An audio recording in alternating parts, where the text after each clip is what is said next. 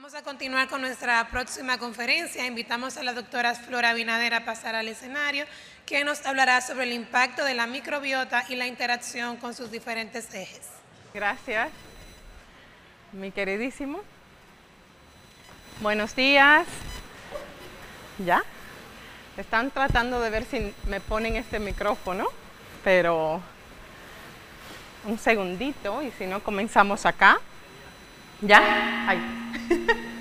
Buenos días a todos y a todas, qué gusto poder estar aquí, la verdad, que doy conferencias en todas partes del mundo, pero poder estar en mi tierra nacida realmente es un regalo. Y como fan de la microbiota, hoy vamos a hablar de un tema que, bueno, como estas interrogantes de cómo la microbiota en su proceso ha traído como todas estas investigaciones que han permitido descubrir si la cesárea o no sigue siendo un marcador importante y directo de la microbiota, en donde, bueno, claro que primero tendríamos que hablar de los 1000 días de vida. Ya sabemos que los 1000 días de vida pues son los cimientos, es un periodo de ventana en donde nos lleva a este máximo potencial del desarrollo, que todos nosotros como cuidadores de la salud, nuestro objetivo es poder llevar a este niño cuidando este proceso de vulnerabilidad, sabiendo que el 90% de todos los procesos formativos y estructurales se dan en esta primera etapa y que sin duda se construye esta simbiosis, ¿no?, entre los 1000 días de vida y la construcción del microbioma y la microbiota, entendiendo que la microbiota depende de múltiples factores, también es como esta huella dactilar, en donde esta huella dactilar depende pues de la vía de nacimiento, de cómo estaba la madre en el embarazo, si tenía o no algún factor importante, si tenía algún proceso de enfermedad, si recibió algún tipo de medicamento. Ya sabemos que esto hace una alteración del microbioma. También, bueno, vamos a ampliar un poco esta parte de la vía del nacimiento más adelante. La alimentación siendo un factor fundamental, el otro 40-60% de reconstrucción se debe a la alimentación y por ende, pues los caminos subsiguientes, recibió antibióticos, medicamentos. ¿Cómo estuvo estos primeros 3 años de vida? Estos primeros 3 años de vida es el ensamblaje del microbioma y de la microbiota para que luego entre en esta ciclicidad del adulto, que es un poco lo que estamos viendo aquí, que si nosotros no hacemos un buen ensamblaje o restablecimiento, pues por supuesto en el futuro podríamos tener enfermedades crónico-degenerativas, que sé que esto ya ustedes lo manejan perfectamente. Y bueno, hablando de manera muy superficial de la microbiota, vamos a hablar un poco de las funciones. Sabemos que la microbiota, bueno, una de las principales funciones es metabólica, hace esta producción de nutrientes, de metabolismo de colesterol. Sabemos que los ácidos grasos de cadena corta pues son el principal recurso que nutre el enterocito y nos produce energía. Sabemos la interacción que tiene con los diferentes ejes a nivel extraintestinal, el eje cerebro-intestino, el eje pulmón-intestino, que ahorita está tan de moda. También nos ayuda al metabolismo, síntesis de vitaminas y de minerales, vitamina B, vitamina K y hierro. Participa la microbiota en la absorción. Por igual la protección antimicrobiana que hace y sin duda, y dándole un apartado especial, el sistema inmune. Sabemos que el 80-90% de nuestro sistema inmune se desarrolla, se construye en nuestro microbioma. Y aunque esta gráfica la verdad es que está súper cargada, yo diría que sin duda es como la ejemplificación perfecta de la función de los microorganismos en el enterocito y también a nivel sistémico. Si se dan cuenta, bueno, hay 2 prominentes microorganismos en la microbiota que hacen esta parte madurativa a través de la célula dendrítica y de toda la maduración de la célula B, que sería esta bacteria filamentada fragmentada. A su vez, si nosotros vemos en el extremo distal, perdón, vamos a verlo aquí. ¡Ay! Hola. Si lo vemos en este extremo distal, vemos el Bacteroides fragilis como hace una participación directa disminuyendo la natural killers y a nivel sistémico haciendo la instauración de todo el mapa inmunológico, es decir, nivela los TH1, TH2 y también participa en CD4. Entonces, si nos damos cuenta, no me acerco mucho, ya me di cuenta, si nos damos cuenta, hay una participación madurativa en el sistema inmune y no tan solo eso, sino que también la microbiota participa como en estos estabilizadores, es decir, si yo tengo estos microorganismos que son antiinflamatorios y proinflamatorios en equilibrio, se expresa en el genoma humano como salud. Pero si nosotros tenemos una alteración de la microbiota o del microbioma, es decir, más antiinflamatorios y menos proinflamatorios, por ende se va a traducir en enfermedad. Poder entender esto es saber que sin duda hay consecuencias directas o indirectas de una disbiosis, que esto ya lo conocemos, y es que una alteración en su funcionamiento puede darme alergias, obesidad, enfermedades mentales, enfermedades hepáticas, pancreáticas, es decir, toda la interacción que tiene la microbiota alrededor del eje. Pero poder hablar esto es hablar justo de cuáles son todos estos factores que ocasionan disbiosis. Cuando a mí me invitan a esta conferencia, claro que dije, bueno, no da el tiempo para hablar de todos los factores, pero vamos a hablar de dos muy importantes. Uno, la vía del nacimiento, y otra, la alimentación, por supuesto. En donde uno de los puntos importantes es que sabemos que en la fase intraútero los microorganismos hacen una interacción feto-placenta, y esta interacción, esta interfase, participa o no en el desarrollo de enfermedades o partos prematuros o restricción del crecimiento intrauterino o un peso bajo al nacer.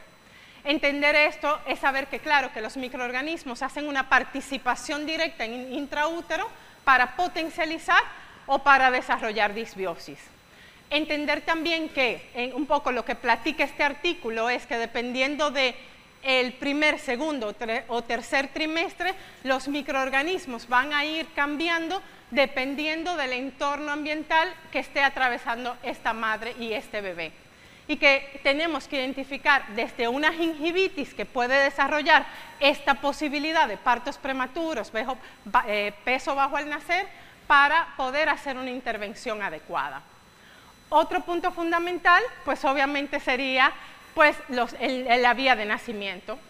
Bueno, como ustedes saben también, el año pasado se publica un artículo, un metaanálisis que dice, bueno, es que la vía por cesárea tiene un impacto de secuela por la instauración de microorganismos que son completamente diferentes en la vía del nacimiento, tanto vaginal como por cesárea, en donde sabemos que los que nacen por cesárea, pues obviamente se empapan de microorganismos, principalmente bifidobacterias, para poder hacer esta primera colonización, a diferencia de los pacientes que nacen por cesárea, que va a ser microorganismos más de la piel, del instrumento, de la manipulación, del ambiente, del quirófano, y esta primera instauración tarda en igualarse a la microbiota vaginal hasta 4 semanas, que es un poco lo que podemos ver en este estudio.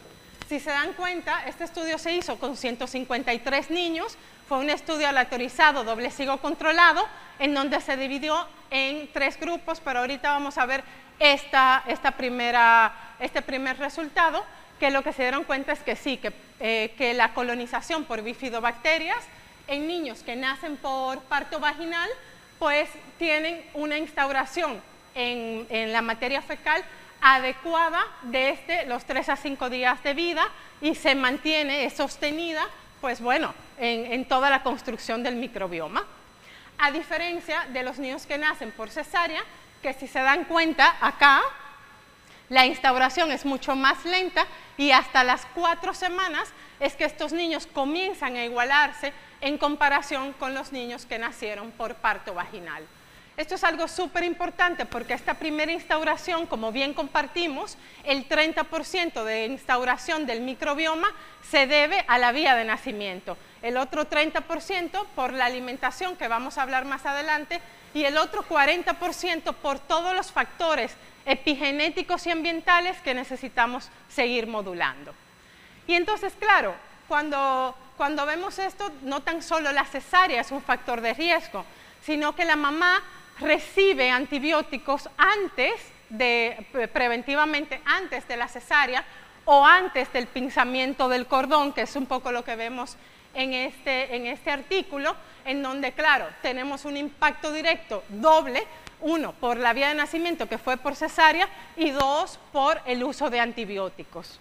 Poder ver estos dos factores que realmente no lo pensamos, porque cuando leí este artículo dije, claro, el antibiótico, por supuesto, participa y modula y altera el microbioma en estos recién nacidos, a diferencia de los niños que nacen por parto vaginal. Y claro, pues la verdad es que yo nacida en República Dominicana, aquí hice medicina general, poder ver esta estadística, la verdad es que sí me duele un poco, les quiero ser sincera. Es decir, estamos en un 58% de cesáreas, somos el número 1 como país de cesáreas. Esto, pues sí hay que hacer una reflexión. Yo sé que no tan solo depende de nosotros, sino de todo un sistema, pero poder ver esto es poder hacer una participación y un cambio. Porque no tan solo es la cesárea o las consecuencias inmediatas, sino que también somos el primer país de baja lactancia materna. Es decir, está inversamente proporcional y directamente relacionado la cesárea con la baja tasa de lactancia materna. Y por ende, pues el 30%, el otro 30% de recuperación de nuestra microbiota, pues sigue siendo la lactancia materna.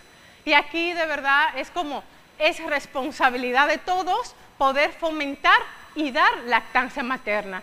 Es el componente más importante, es este biocomponente especie específico, es un biocomponente que contiene múltiples micro y macronutrientes que nos ayudan no tan solo a nivel nutricional, sino también en beneficios como en el sistema nervioso, sistema inmune, protección de patógenos, maduración de la microbiota. Entonces, claro, como que poder comprender esto es darle la importancia a la lactancia materna. Sabemos que si yo exclusivamente me voy a la lactancia materna, sabemos que la lactancia materna tiene oligosacáridos de la leche humana que permiten toda una fase madurativa de la lactancia materna, pero que también tienen microorganismos comensales como lactobacilos, bifidobacterias, estreptococo, que hace ese efecto simbiótico importantísimo para que esta microbiota realmente pueda tener los procesos madurativos que necesita. Entender que los oligosacáridos, cuando participan en la microbiota, hace un proceso modulativo en toda la microbiota, permitiendo poder nutrir a los microorganismos que están en la microbiota y por ende hacer este efecto de biocomponente. Es decir, como ejemplo, los ácidos grasos de cadena corta me permiten no tan solo crear energía, sino hacer procesos modulativos metabólicos. Otro ejemplo, la vitamina K, que hace un proceso de insulina o metabólica. O otro ejemplo sería los microorganismos, que así fue que me metí yo con el tema de la microbiota por la pasión que tengo con el neurodesarrollo y el eje cerebro-intestino, toda la maduración que tiene en los neurotransmisores, en las poliaminas, a mí me va a dar un infarto, mis amigos, y en la parte metabólica, ¿no? Pues hay que reírse, porque es que si uno no se ríe de verdad, que le da a uno un infarto. Entonces, si se dan cuenta, ven cómo los oligosacáridos de la leche humana tienen una participación directa sobre el microbioma y que los prebióticos, por favor, pues es que son más que los alimentos de los microorganismos. Los prebióticos, al ser hacer este recurso que no se digiere, que va directamente al colon, tiene una participación en el colon a través de diferentes ejes. Como ejemplo, permite absorber agua y al absorber agua pues hace un efecto bifidogénico, la materia fecal pues es mucho más blanda, hace un efecto en el eje cerebro-intestino, produce butirato, propionato y acetato. Estos metabolismos reduce el pH, a reducir el pH nos ayuda a absorber minerales, calcio, también vitaminas y minerales, me ayuda a hacer este efecto inmunomodulador e inmunoestimulador. Entonces, bueno, que si nos damos cuenta, pues que los prebióticos son más que alimentos. Y claro, ya hemos visto un poco cómo se va construyendo esta microbiota por la vía de nacimiento y por la alimentación. Y claro, nuestro objetivo está ahí, en que nuestros niños puedan hacer parto vaginal y que puedan recibir lactancia materna. Bueno, entonces, como se dieron cuenta, tenemos esta probabilidad. Sabemos en la actualidad que existen muy pocas condiciones en lo que tenemos que dar fórmulas infantiles o sucedáneos, pero en estas pocas razones nosotros tenemos que darle este recurso simbiótico de alguna manera a nuestros niños. Este recurso que es importante para poder madurar, para poder fortalecer, para poder darle este restablecimiento bifidogénico que necesitan nuestros niños cuando nacen, por ejemplo, por vía cesárea, en donde sabemos que, bueno, uno de los prebióticos más estudiados, un ejemplo sería Gos-Fos, ¿no? La concentración más o menos 9:1, y que si se dan cuenta, tenemos toda esta evidencia que disminuyen infecciones respiratorias, gastrointestinales, infecciones generales, nos ayuda también a disminuir la tasa de antibiótico y que nos ayuda a estimular, a fortalecer, a apoyar todo el sistema inmune y su desarrollo. Otro punto importante es que, claro, que cuando hablamos de simbiótico a nivel desde esta proporción, tenemos que tener prebióticos y probióticos, y uno de los probióticos que utilizan se llaman Bifidobacterium breve, que si se dan cuenta es M16B. ¿Por qué le ponen esto? Porque esto es algo súper importante, porque necesita para un probiótico tener las funciones específicas, tener evidencia, tener nombre y apellido y ser una cepa identificable, porque la verdad es que con los probióticos estamos teniendo una situación, ¿no? A nivel de dependencia, de resistencia, entre otras cosas. El bifidobacterio breve se sabe que es comensal de la microbiota, que ayuda a toda la parte madurativa de la microbiota, que se ha visto que nos ayuda también a evitar procesos alérgicos, a prevenir enterocolitis en nuestros niños. Entonces, claro, tiene un efecto también positivo, simbiótico dentro de la microbiota. En esta parte, pues sabemos que esta mezcla pues, nos ayuda a reducir infecciones, a reducir toda esta parte de patógenos y a ayudarnos de alguna manera a recolonizar la microbiota para estos niños que por alguna razón tuvieron que nacer por cesárea.